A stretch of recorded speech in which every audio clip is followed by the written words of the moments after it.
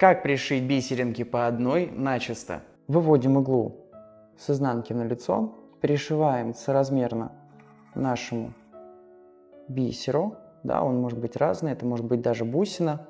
Принцип пришивания один. Если бисер большой, то лучше, конечно, пришить 2 раза, чтобы это крепче держалось у нас на одежде.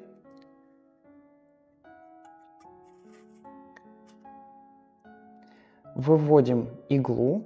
Также, да, под бисериной мы делаем закрепку.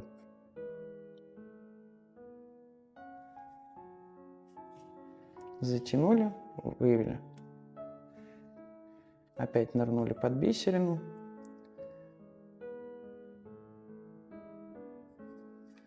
Затянули и подтянули. И увели наизнанку. Все. У нас с вами идеально пришитая бисерина.